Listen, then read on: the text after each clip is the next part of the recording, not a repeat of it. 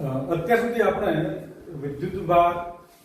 વિદ્યુતભારના electron પ્રોટોનના મૂલ્યો સાથે વિદ્યુતભારનું charging વીજભાર કેવી રીતે શોધી શકાય આ બધી ચર્ચાઓની સાથે આપણે વારંવાર એક શબ્દનો ઉપયોગ કર્યો છે વિદ્યુત બળ.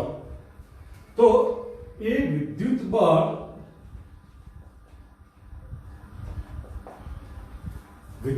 બળનું મૂલ્ય કેટલું અને વિદ્યુત બળનું મૂલ્ય માટે કોને શોધ કરી એની માટેની ચર્ચા કરવી છે. તો કુલમ્બ નામના વૈજ્ઞાનિકે બિંદુવત વિદ્યુત ભારો માટે બે વીજભારો વચ્ચે લાગતા વિદ્યુત બળનું સૂત્ર આપ્યું છે. એને એક નિયમ આપ્યો છે અને એ નિયમ ઓળખાય છે કુલમ્બના નિયમ તરીકે.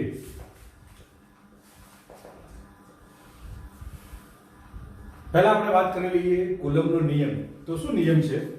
તો કે બે બિંદુવત વિદ્યુત ભારો વચ્ચે લાગતું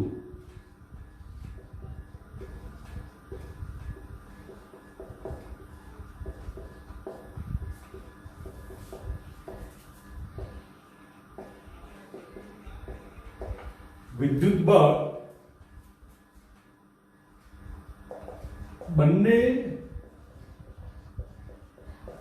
વીજભારના મૂલ્યના ગુણાકારના સમપ્રમાણમાં. યાદ રાખજો ખાસ કે બંને વીજભારોના મૂલ્યના ગુણાકારના સમપ્રમાણમાં અને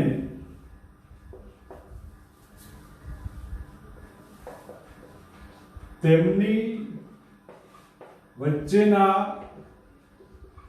અંતરના વર્ગના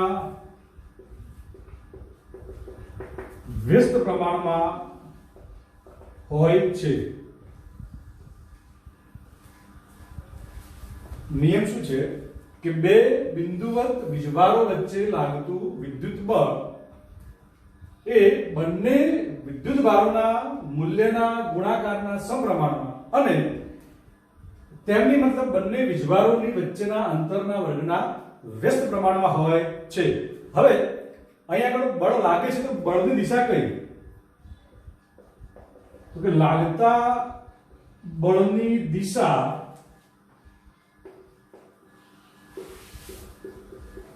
બંને વીજભારોને જોડતી રેખા પર હોય છે. એટલે જ્યારે તમને કુલમ્બના નિયમનું સ્ટેટમેન્ટ લખવાનું કહે તો તમારે આ સ્ટેટમેન્ટ અહીં દિશા દર્શાવવા સુધી લખવું પડે. હવે આની વાત કરીએ કે ધારો કે આપણી પાસે બે બિંદુવત વિદ્યુતભારો છે. ધારો કે વિદ્યુતભાર Q1 એનાથી r અંતરે ધારો કે વીજભાર Q2 પડે છે. આ બંને વચ્ચેનું અંતર r છે. અત્યારે આ બંને વીજભારોને આપણે લઈશું શૂન્યાવકાશમાં. તો અહીં આગળ આ બંને વચ્ચે લાગતું વિદ્યુત બળ, હવે જો વિદ્યુત બળ બે પ્રકારનું છે, આકર્ષી અથવા અપાકર્ષી. એનો આધાર કોની ઉપર છે? તો કે બંને વીજભાર ઉપર. એની પર આપણે ચર્ચા કરી લઈએ. પણ અહીં આગળ લાગતા બળનું મૂલ્ય કેવું છે? તો કે બંને વીજભારોના મૂલ્યના ગુણાકારના સમપ્રમાણમાં અને આ બળ બંને વચ્ચેના અંતરના વર્ગના વ્યસ્ત પ્રમાણમાં. એટલે જ્યારે આપણે આ બેને એક સાથે લખીએ તો શું લખાય? તો કે F ચલે છે Q1 Q2 r². જો મારે આ સપ્રમાણતાનું ચિહ્ન કાઢી અને બરાબર લખવું હોય તો શું લખાશે? તો કે F બરાબર small k Q1 Q2 r², કે જ્યાં k બરાબર શૂન્યાવકાશ માટે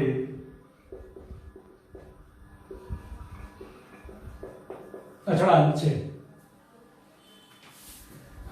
F બે વીજભારોના મૂલ્યના ગુણાકારના સમપ્રમાણમાં, એમની વચ્ચેના અંતરના વર્ગના વ્યસ્ત પ્રમાણમાં, અને જ્યારે બંને વચ્ચે બરાબર મૂકીએ ત્યારે આપણે એક અચળાંક મૂકીએ છીએ, અને એ અચળાંક કયો છે તો કે સ્મોલ k, જેને કહેવાય છે શૂન્યાવકાશ માટેનો અચળાંક.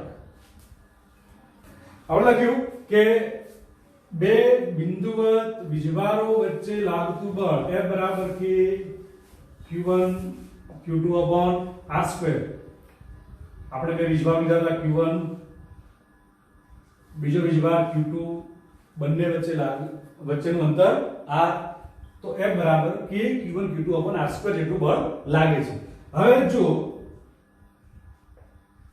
Q1 Q2 greater than 0, એટલે કે બંને વીજભારોના મૂલ્યનો ગુણાકાર એ ધન આવે છે.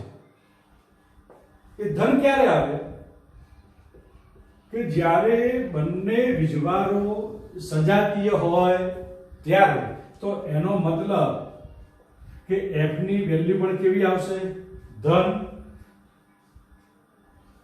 તો આપણને ખ્યાલ છે કે જો આ પ્લસ અથવા બંને માઈનસ હોય તો પણ બેનો ગુણાકાર એ ધન આવે.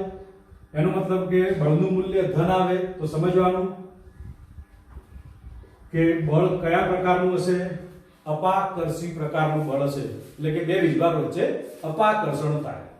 જો Q1 Q2 less than 0, એનો મતલબ કે Q1 અને Q2 નો ગુણાકાર ઋણ આવે. તો એનો મતલબ શું થયો કે બંને વીજભારો કેવા હશે? વિજાતીય. એક પ્લસ અને બીજો માઈનસ. તો સ્વાભાવિક છે કે અહીંયા આગળ F નું મૂલ્ય પણ કેવું આવશે? ઋણ આવશે. અને જો F નું મૂલ્ય ઋણ આવે એનો મતલબ કે એક વીજભાર ધન છે, બીજો વીજભાર ઋણ છે, તો એમની વચ્ચે કયું બળ લાગે છે? આકર્ષણ બળ લાગે છે. એટલે ખાસ યાદ રાખજો કે F નું મૂલ્ય ધન હોય તો બે વીજભારો વચ્ચે લાગતું બળ અપાકર્ષી બળ છે, અને F નું મૂલ્ય ઋણ હોય તો બંને વીજભારો વચ્ચે લાગતું બળ આકર્ષી બળ છે. એટલે આપણા એ સદિશ સ્વરૂપ જે છે, અત્યારે આપણે વાત કરી છે માત્ર અદિશ સ્વરૂપની, મૂલ્યની વાત કરી છે, દિશાની આપણે વાત કરતા નથી. પણ જ્યારે સદિશ સ્વરૂપમાં આપણે વારે ઘડીએ પ્લસ માઈનસ નો ઉલ્લેખ કરીશું ત્યારે તમારે અહીંયા ખાસ જરૂર પડશે. હવે અહીં આગળ આ ઇક્વેશનમાં આપણને ખબર છે કે Q1 એટલે પહેલો વીજભાર, Q2 એટલે બીજો વીજભાર, R એટલે અંતર, F એટલે બે વીજભાર વચ્ચે લાગતું બળ, અને K એટલે અચળાંક. તો પછી K માટે તમારે જો એનો એકમ, એનું પારિમાણિક સૂત્ર શોધવું હોય તો શું કરવાનું? તો અહીંથી K ને કરતા બનાવો તો K બરાબર શું થાય? તો કે F R² upon Q1 Q2. ચલો, F એટલે બળ, બળનો એકમ શું થાય? ન્યૂટન. R એટલે અંતર, અંતરનો એકમ મીટર, પણ અહીં આગળ સ્ક્વેર છે એટલે મીટર સ્ક્વેર. Q1 એ વીજભાર, વીજભારનો એકમ કુલમ. Q2 પણ વીજભાર, એનો પણ એકમ કુલમ, એટલે coulomb into coulomb, coulomb square. એટલે અહીં આગળ K નો એકમ શું બને છે? ન્યૂટન મીટર સ્ક્વેર પર કુલમ. આ એનો SI યુનિટ છે, SI એકમ છે, સિસ્ટમ ઇન્ટરનેશનલ નો એકમ છે. એટલે આ K ના એકમને ખાસ યાદ રાખજો, કારણ કે તમારે નીટ અને JEE જેવી સ્પર્ધાત્મક પરીક્ષાઓમાં વારે ઘડીએ આનો ઉપયોગ થશે. હવે K ના વેલ્યુની વાત આવે છે કે જો આપણે K બરાબર F R² upon Q1 Q2 લઈએ, અને આમાં જુઓ Q1 તરીકે 1 કુલમ, Q2 તરીકે 1 કુલમ, અને R બરાબર જો 1 મીટર લઈએ તો એનો મતલબ કે K નું મૂલ્ય કોના જેટલું મળે છે? F જેટલું મળે. અને એના આધારે આપણને K ની વેલ્યુ કેટલી મળશે? તો કે 9 ગુણ્યા 10⁹ ન્યૂટન મીટર સ્ક્વેર પર કુલમ સ્ક્વેર. ચલો, હવે આ એનું મૂલ્ય છે, પણ કયા એકમમાં છે? SI યુનિટમાં છે. આ ખાસ યાદ રાખજો. હવે આપણે એનો પારિમાણિક સૂત્ર લખવું છે. તો K નું પારિમાણિક સૂત્ર શું થાય? ચલો, ન્યૂટન છે તો ન્યૂટન એટલે બળ, તો કે M1 L1 t minus 2, m એટલે મીટર, મીટર માટે m0 l2 t minus 1 square છે એટલે l2 આવશે અને t 0 આવશે. કુલમ, કુલમ મતલબ t1 a1 એટલે એના માટે આપણે લખી દીધું m0 l0 પણ સ્ક્વેર છે એટલે t2 a2 અને આ બધાનો આપણે જ્યારે સરવાળો કરીએ ત્યારે 1 + 0 + 1 એટલે 1, 1 + 2 એટલે 3, આ -2 અને આ 2 ઉપર એટલે -2 એટલે -4, એ ઉપર જાય એટલે -2. આ એનું પારિમાણિક સૂત્ર છે.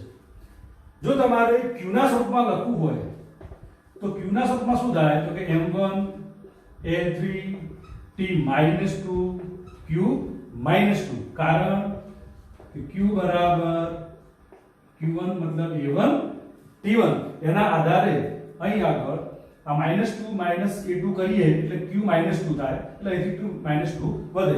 એટલે આ એનું પારિમાણિક સૂત્ર છે. નીટ અને જેડબલજી પરીક્ષાઓમાં ઘણીવાર આના પારિમાણિક સૂત્રો પણ પૂછાયેલા છે એટલે સ્પર્ધાત્મક પરીક્ષાઓ માટે તમારે આ ખાસ યાદ રાખવાનું. હવે આપણે SI યુનિટ તો લખ્યો પણ સ્પર્ધાત્મક પરીક્ષાઓમાં એના CGS એકમની વેલ્યુ પણ પૂછે છે તો આપણે એને તારવી લઈએ. k બરાબર 9 × 10⁹ ન્યૂટન મીટર સ્ક્વેર પર કુલમ સ્ક્વેર એટલે સ્વાભાવિક છે કે અહીં આગળ તમે 1 ન્યૂટન બરાબર કેટલા મૂકો છો તો કે 10⁵ થાય. 1 મીટર હોય તો એના 10⁵ સેન્ટીમીટર થાય પણ અહીં આગળ મીટર સ્ક્વેર છે એટલે અહીં આગળ જો મીટર સ્ક્વેર કરું તો મારે 2 ની કેટલી ઘાત કરવી પડે 4 ઘાત કરવી પડે અને અહીં સેન્ટીમીટર જગ્યા શું થાય સેન્ટીમીટર સ્ક્વેર થાય. એ જ રીતે કુલમ, 1 કુલમ મતલબ 3 × 10⁹ ESU. આ કુલમનો મતલબ વિદ્યુતભારનો CGS એકમ છે, વીજભારનો SI એકમ કયો છે કુલમ, પણ વિદ્યુતભારનો CGS એકમ કયો છે ESU. ESU નું પૂરું નામ ઇલેક્ટ્રોસ્ટેટિક યુનિટ છે, ઇલેક્ટ્રોસ્ટેટિક એકમ છે. એટલે આ બધી વેલ્યુ જ્યારે આપણે આમાં મૂકીએ તો k બરાબર 9 × 10⁹ તો છે. ચલો ન્યૂટન એટલે કેટલા 10⁵ ડાઈન ઇન્ટુ મીટર સ્ક્વેર એટલે કેટલા આવશે તો કે ગુણ્યા 10⁴ સેન્ટીમીટર સ્ક્વેર ભાગ્યા કુલમ. અહીં કુલમ સ્ક્વેર છે એટલે અહીં ધારો કે હું કુલમ સ્ક્વેર કરું તો 3 નો વર્ગ 9 અને 10⁹ ના થાય 10⁸ ESU નો સ્ક્વેર એટલે આ 9 કેન્સલ 9 ને 5 14 4 18 એટલે ઉપર પણ 10⁸, નીચે પણ 10⁸, એટલે શું વધે 1 dine semi square upon ESU square. આ એનો CGS એકમ છે મૂલ્ય સાથે. આ CGS યુનિટ યાદ રાખજો કે તમારી નોટમાં આ બધી જ બાબતો સાથે સાથે ઉતારતા રહેજો એટલે જરૂર પડે તો નોટ સીધી હાથમાં આવે અને આપણે આને જોઈ શકીએ, વારે ઘડીએ ભૂલી જવાય નહીં. એટલે આ એનો SI એકમ છે અને CGS એકમ એની વેલ્યુ માત્ર એક જ છે અને એકમ dine semi square upon ESU square છે. હવે આપણે આવું લખ્યું કે બે વીજભારો વચ્ચે લાગતું બળ F બરાબર k q1 q2 upon r square. હવે અહીં આગળ આપણે જે બે વીજભારોની વાત કરી હતી એ મેં પહેલા પણ લખ્યું હતું કે શેમાં મૂક્યા હતા આપણે શૂન્યાવકાશમાં. આ બંને વીજભાર અત્યારે શૂન્યાવકાશમાં છે, બે વીજભારો વચ્ચેનું અંતર r છે. તો આપણે આ k ના બદલે એક બીજું એક ટર્મ લખી શકીએ છીએ કે જેને કહીએ છીએ આપણે k મતલબ 1/4πε0. આ 4 છે, આ પાઈ છે અને આ ε0 છે. ε0 નો મતલબ છે શૂન્યાવકાશની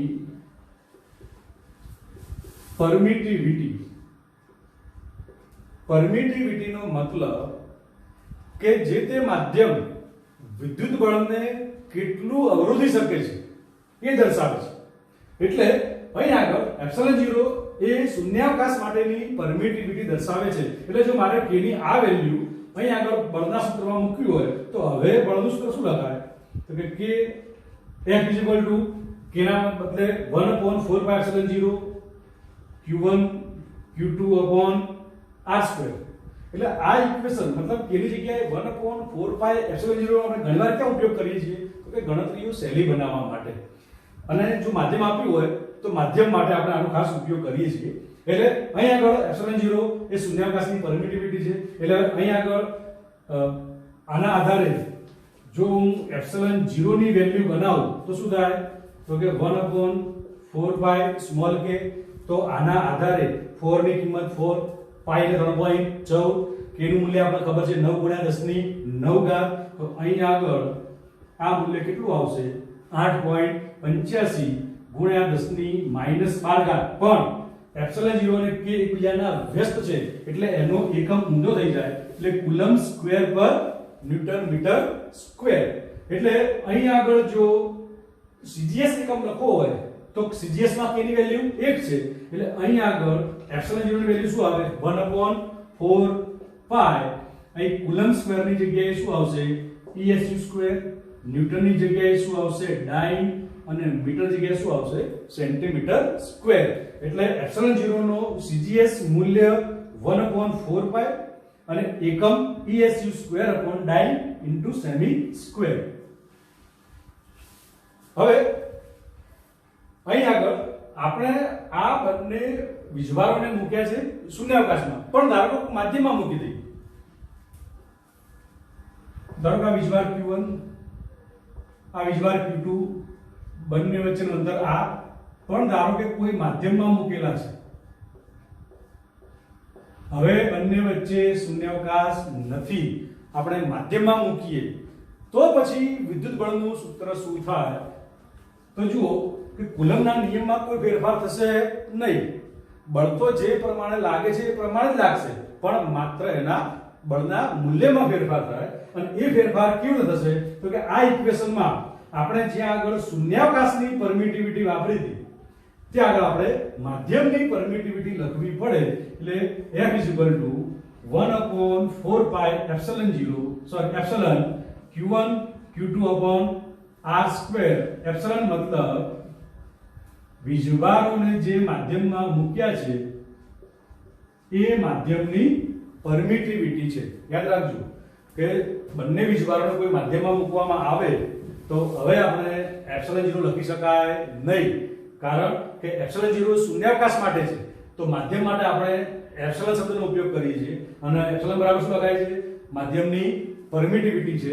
એટલે આ ઇક્વેશન આ પ્રમાણે બને.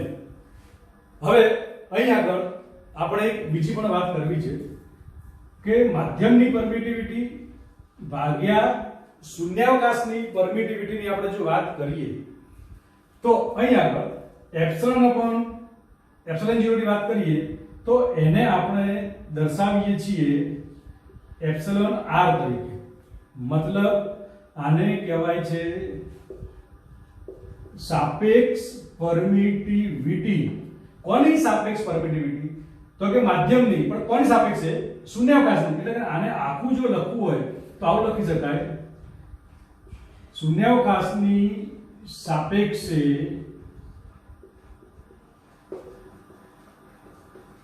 માધ્યમની પરમિટિવિટી.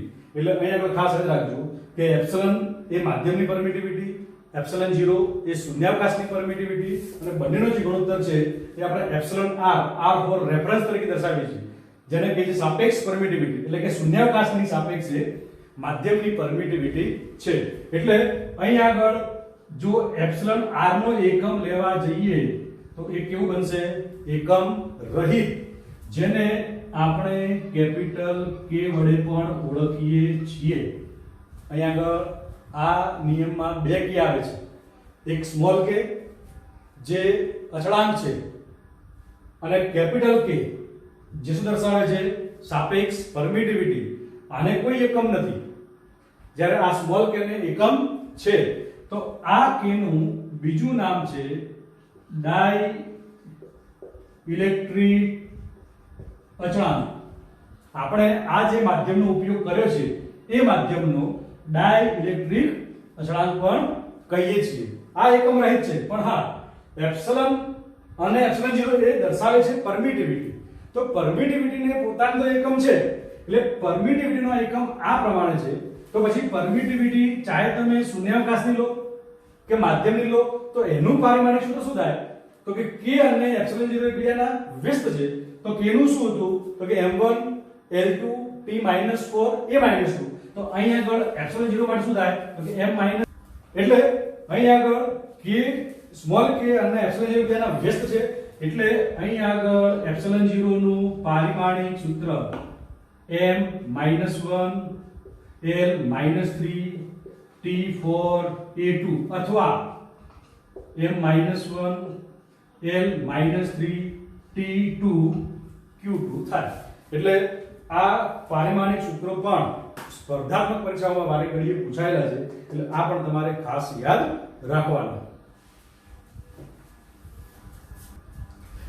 ચલો હવે આપણે બે વીજભારો જ્યારે શૂન્યાવકાશમાં હોય ત્યારે આપણે વિદ્યુત બળ શું લખ્યું? તો કે બરાબર k q1 q2 upon r2. પણ આપણે શૂન્યાવકાશવાળા બળને દર્શાવીશું હવે f0 વડે. બે વીજભારો જ્યારે માધ્યમમાં મૂકેલા હોય તો માધ્યમ માટે બળને આપણે કહીએ fm, m for medium. તો fm small k q1 q2 upon r2. પણ અહીં આગળ જ્યારે k ની વેલ્યુ મૂકીએ ત્યારે શું લખીએ છીએ? 1/4π0 q1 q2 upon r2. અને અહીં આગળ માધ્યમ છે એટલે માધ્યમની permittivity epsilon q1 q2 upon r2. ચલો અહીં આગળ ધારો કે હું બંને બળનો ગુણોત્તર લઉં f0 upon fm, શૂન્યાવકાશમાં બળ ભાગ્યા માધ્યમમાં બળ. તો આપણે જ્યારે આ બંનેનો ગુણોત્તર લઈએ ત્યારે શું થાય? q1 q2 upon r2. આ બે ટર્મ્સ સેમ છે એટલે એ કેન્સલ થઈ જાય, 1/4π કેન્સલ થઈ જાય, એટલે વધે શું? તો કે એપ્સિલન 0 છેદમાં આવે અને એપ્સિલન ક્યાં આવશે? અંશમાં આવે. પણ આપણને ખબર છે કે એપ્સિલન upon એપ્સિલન 0 જેને આપણે શું દર્શાવ્યું છે? કેપિટલ K, મતલબ ડાઈ ઇલેક્ટ્રિક અચળાંક. કોનો? તો કે જે તે માધ્યમનો. તો અહીં આગળ હું fm ને કરતા બનાવું તો fm બરાબર શું થાય? f0 upon capital K. તો આનો મતલબ શું થયો? આ ઇક્વેશન ખાસ યાદ રાખજો. તો આ શું દર્શાવે છે કે fm એટલે બે વીજભારોને માધ્યમમાં મૂક્યા પછી લાગતું બળ. f0 એટલે જ્યારે બંને વીજભારો શૂન્યાવકાશમાં હતા એ વખતનું બળ.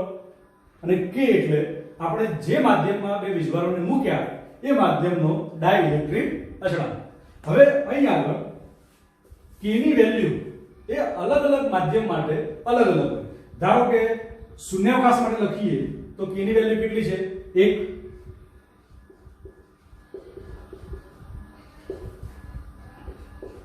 k બરાબર ઇન્ફિનિટિવ ધાતુ પદાર્થો માટે એટલે કે વાહકો માટે છે. અને k ની વેલ્યુ ગ્રેટર ધેન 1 એ કોના માટે છે? અવાહકો એટલે કે ડાઈ ઇલેક્ટ્રિક પદાર્થો માટે. હવે રાખજો કે ડાઈ ઇલેક્ટ્રિક અચળાંક, એમાં આપણે ડાઈ ઇલેક્ટ્રિક શબ્દ વાપરીએ છીએ એ વાસ્તવમાં આપણે કોના માટે વાપરીએ છીએ? અવાહકો માટે જ. જેટલા પદાર્થો અવાહકો છે એને ડાઈ ઇલેક્ટ્રિક પદાર્થો કહેવાય. એટલે હવે ધારો કે હું બે વીજભારોને શૂન્યાવકાશમાં મૂકું તો k ની વેલ્યુ કેટલી આવશે? 1. તો fm બરાબર f0. ધારો કે હું ધાતુ પદાર્થનું માધ્યમ રાખું છું, વાહક માધ્યમ રાખું છું, તો k ની વેલ્યુ અનંત થાય. તો f0 પણ અનંત એટલે 0 થઈ જાય. મતલબ કે બે વીજભારો વચ્ચેનું માધ્યમ વાહક હોય તો બે વીજભારો વચ્ચે વિદ્યુત બળ લાગશે નહીં. અને જો અવાહક પદાર્થ મૂકીએ તો k ની વેલ્યુ 1 કરતા મોટી છે એટલે સ્વાભાવિક છે કે Fm ની વેલ્યુ F0 કરતા નાની આવે. એનો મતલબ શું થયો કે જો તમારે બે વીજભારો શૂન્યાવકાશમાં મૂકો તો શૂન્યાવકાશમાં બે વીજભારો વચ્ચે લાગતું બળ મહત્તમ હોય, પણ એને તમે જો કોઈ માધ્યમમાં લાવી દો તો એ બળનું મૂલ્ય શૂન્યાવકાશમાં લાગતા બળ કરતા હંમેશા ઓછું જ હોય. એટલે અહીં આગળ હવે ઓછું હોય પણ કેવું થઈ જાય તો કે તમે ડાઇલેક્ટ્રિક અચળાંક k ધરાવતા માધ્યમમાં મૂકો તો શૂન્યાવકાશમાં જે બળ લાગતું હોય એના કરતા માધ્યમમાં બળ k માં ભાગનું થાય. આ સ્ટેટમેન્ટ ખાસ યાદ રાખજો કે બે વીજભારો વચ્ચે શૂન્યાવકાશમાં જે બળ લાગે છે એના કરતા માધ્યમમાં બળ કેટલું લાગશે તો કે શૂન્યાવકાશમાં લાગતા બળ કરતા k માં ભાગનું. અને આ k શું દર્શાવે છે તો કે આપણે જે માધ્યમમાં વીજભારોને મૂક્યા છે એ માધ્યમનો ડાઇલેક્ટ્રિક અચળાંક છે. ચલો આપણે વાત કરી કે જ્યારે બે વીજભારો શૂન્યાવકાશમાં હોય અથવા બંને વીજભારો માધ્યમમાં હોય, પણ ધારો કે એવો ઓપ્શન આવે આપણી જોડે કે આ વીજભાર Q1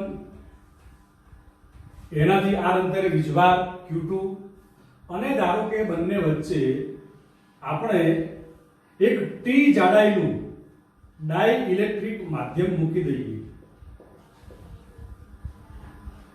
આટલા વિસ્તારમાં આપણે ડાઇલેક્ટ્રિક પદાર્થ મૂક્યો છે. જ્યારે આ વિસ્તાર અને આ વિસ્તાર એ શૂન્યાવકાશ છે તો પછી લાગતા બળનું મૂલ્ય કેટલું? તો યાદ રાખજો કે આ બંને વીજભારો વચ્ચેનું અંતર r છે એટલે એનો મતલબ કે તમે T જાડાઈનું ડાઇલેક્ટ્રિક માધ્યમ મૂક્યું છે તો શૂન્યાવકાશ કેટલા વિસ્તારમાં રહ્યો તો કે r - t જેટલા વિસ્તારમાં, અને t જેટલા વિસ્તારમાં ડાઇલેક્ટ્રિક માધ્યમ. તો બે વીજભારો વચ્ચે લાગતા બળનું સૂત્ર F